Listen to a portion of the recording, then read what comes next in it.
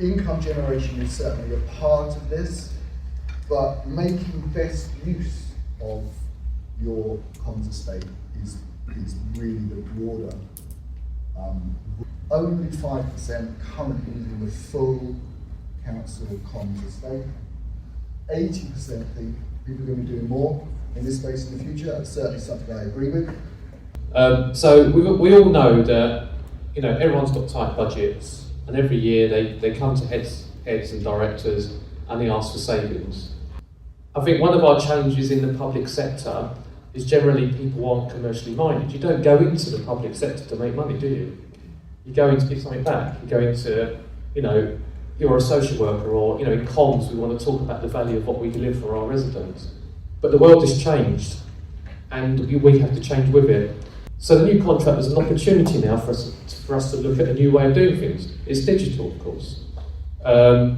Procurement, and this is the bit about bringing people with you, because our procurement people start to tell us it's not your normal contract, it's a commercial contract. You need to predict the cost of the value of that contract. I don't know what it's going to be. That's where it can come in, experience of the market.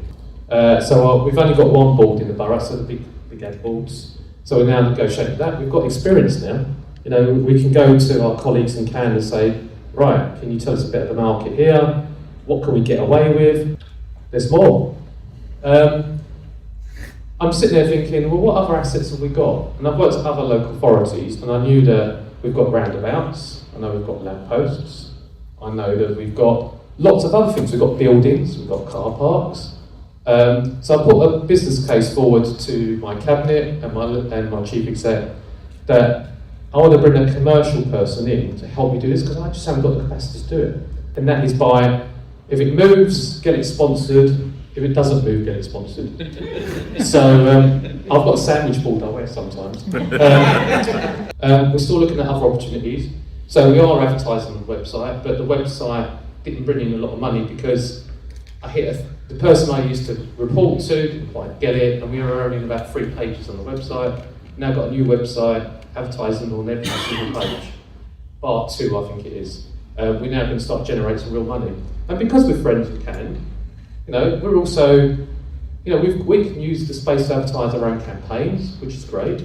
But secondly, we can sell some of the space to our local businesses. Everyone lined up, and you're able to talk about the greater good, because we are broke. We've got to look at every eventuality. I want us to be open-minded, and I want you to come up with ideas. Another bit we're looking at is our passenger transport. We've got school buses. So we're going to start advertising them. We're going to start selling packages. So you'll be on our website, on our newsletter that goes to 60,000 people. You'll be on our buses. You can sponsor an event. So they're all the kind of things we're looking at. And I'll finally say that, I said earlier on that every year I've had to make savings. So I've had to make around 100 grand savings every year. I've made more than that every year because we've been quite good at looking at other pots of money, all the rest of it. For Director of Finance, they love it. A lot of power as well, because they can see that we're doing everything we can to support the council. So yeah, that's my kind of journey. From the conversations, again, the research that I've done, this is very much a case of when, not if, for councils. I think it's fair to say it's this is something we're all going to be doing. So it's about finding the right people to get on your side, leader, chief exec. It's about getting the right people on board and signed up, and it's really using the CAN people to help you get those conversations sorted and finalised. But Marcus is absolutely right. Find everything that moves, because events, it sits in my team, and we've had to look at sponsorship for events. So we run staff awards. They are cost neutral now to the organisation. Doesn't cost the organisation a penny, because I go out and talk to people and I get money in. We run community events. We haven't made them cost neutral yet, but we are working on it. We have a big festival in Reading that makes us money. But it's about making sure that you sweat the assets that you've got, and that you've got control over certain bits of assets, or you can influence people to make that money for you. You know, our comms budget is one of the smallest, you know, buckets in the council really, but it is every single penny counts, right? It's an asset, and that we're not using it to its, you know, to its full potential. So that goes to 217,000 residents every month, and it's, you know, the content's great. We've done a lot of work. eShop have been great with us, but you know, let's start using it commercially. There's an asset there that we need to make the most of. So. Working with CAN and with eShop together, we're putting ads in there. We're going to start with, you know, council-owned ads like fostering campaigns and things like that. But that, I'm hoping, will be the start of the snowball in terms of, look, this, you know, doesn't break everything. It looks all right. People still read it. And then going from our own ads to partner ads to commercial, you know, private ads as well. So. I'm hoping that will be gateway into, you know, website advertising that we need to kind of step up. The key, I think, to unlocking some of that is not only to start small and maybe phased, but also I think in the past I've kind of been preoccupied with I don't understand how this all works, right? I'm not an ad man, I don't have that knowledge. But you get JP in a room or someone from CAN and they know how it works and they can answer the questions. I don't need to know how it works. I just need to know it looks all right and it brings in money. So those conversations need to start. And then likewise in terms of the non-digital opportunities, you know, Surrey's got 3,000 miles of road and pavements, right? You know, don't know how many roundabouts, but probably a lot. You know, and there aren't ads on that. So you know, that's not in our, it's not in our space. But like Marcus, I'm going to go and say, give them to us. You know, let's really get a commercial brain, you know, across this and make the most of these opportunities.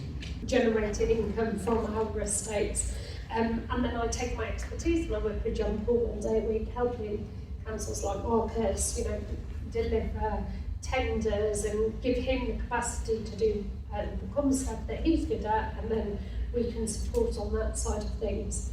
I think with being commercial, it's okay, and I think it is a journey, and you need to sort of slowly take that step forward. I think with members, they would a bit like, she's going to turn us into Blade Runner. That wasn't my intentions. I was going to do it slowly and take them on the journey with me. Equally, I do think it should belong in comms, because actually, yes, we make a commercial return in Haringey, but actually for our comms teams, as you can see, we utilise it a lot for our own comms campaigns, and where budgets are tight, like 3 for 2s or free school meals or fostering, it enables us to be able to use the assets on out of home for free, and then we can do our digital programmatic advertising, which generates those measurable outcomes. So actually, hand in hand, it builds a wider delivery.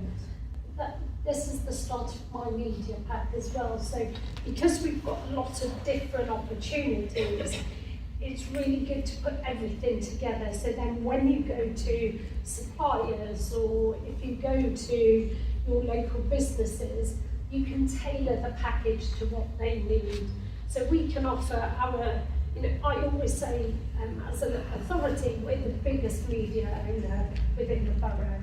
And we're getting our Christmas tree sponsored, and we're getting our event sponsored, and we've got our staff award sponsored, and it's just about that open conversations, and having a commercial opportunity to do it means that those that have the, you know, comms teams can do their things, but I can support them along the way as well. It's quite a lot of effort to get off the ground, and is it worth it? So I don't know if anyone wants to take that particularly. Yeah. Maybe take this mic. Yes.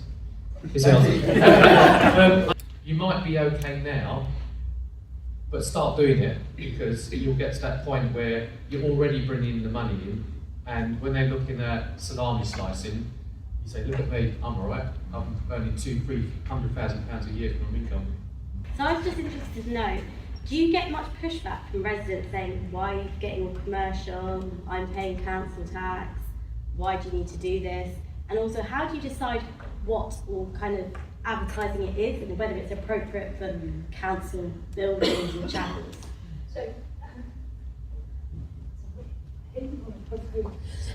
So no, fortunately I don't get pushback. If people don't like ads, certainly digital ads, they've got ad blockers on anyway. So actually, in the grand scheme of things, no, we don't. It's just about, so they asked me about corporate reputation and I went, I'm in charge of that, so it should be fine. So The other point about that also is once you've got that sorted, is in addition to what you said, I mean, can also put advertising on there for you as well, obviously you get a cut of the profits. So, and then stick to the policy, so it's all grown up. So you don't have to do any work if you don't want to. As long as you get it on there in the first place. Always like the sound of that.